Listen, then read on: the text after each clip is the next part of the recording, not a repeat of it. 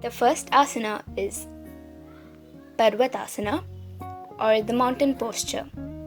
Firstly, get into a plank posture and from here, slowly lift your hip upwards and make sure you touch your heels to the ground. And if you're flexible enough, you can touch your chin to your chest and your head to the ground. If you want to get the best benefit out of this asana, you need to touch your heels to the ground because this will stretch your hamstrings, which will then increase the flexibilities of your leg. If you're not able to touch your heels to the ground, that's completely okay. Now slowly come back to the plank posture and then to the relaxing posture.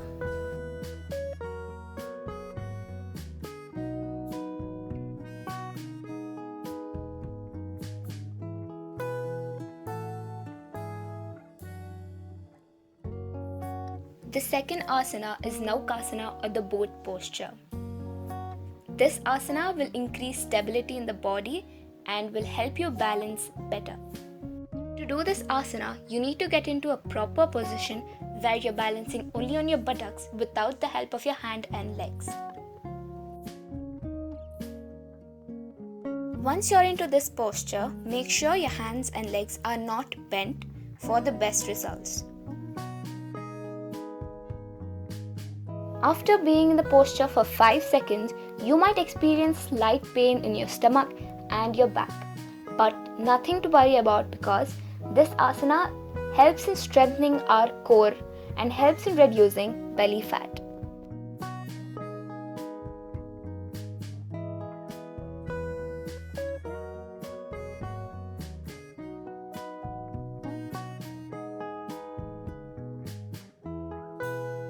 Also, while doing the asana, do not make a mistake of keeping your hands and legs far from each other.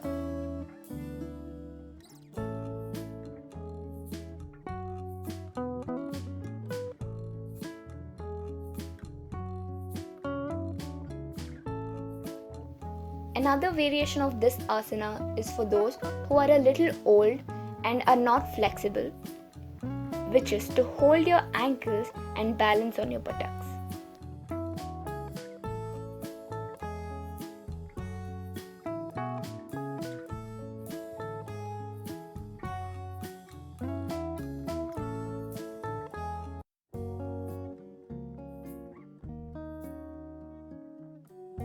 The third asana is Baddha Konasana or the butterfly pose.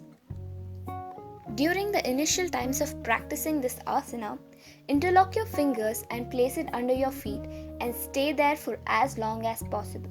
The starting time is for 10 seconds and gradually increase your time.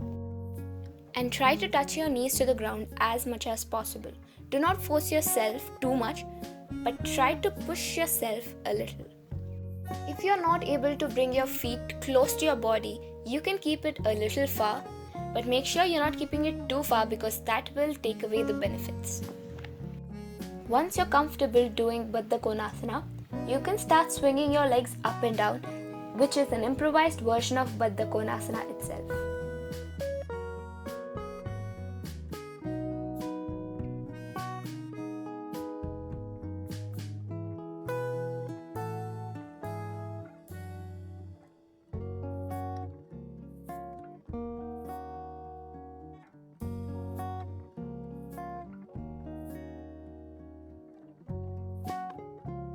The last asana is Bhujangasana or the cobra posture. You can perform 3 variations in this asana. The first one is to keep your hand next to your chest and lift your body up. Look to the ceiling and stay there for 10 seconds. This variation gives us flexibility in the middle part of our spine.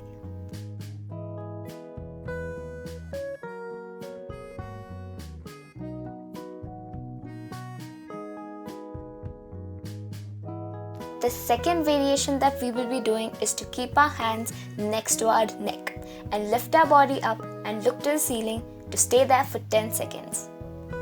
This variation gives us flexibility in the upper part of our spine.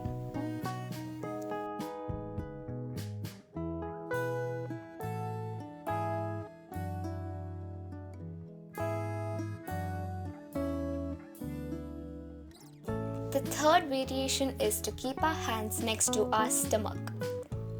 This variation of Bhujangasana helps us improve the flexibility of our lower spine.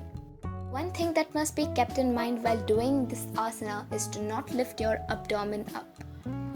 The more you lift your abdomen, the less beneficial the asana is. For many people who sit in the same place for a long period of time, for example software engineers, experience lower back pain, and this asana is one of the best remedies for such pains.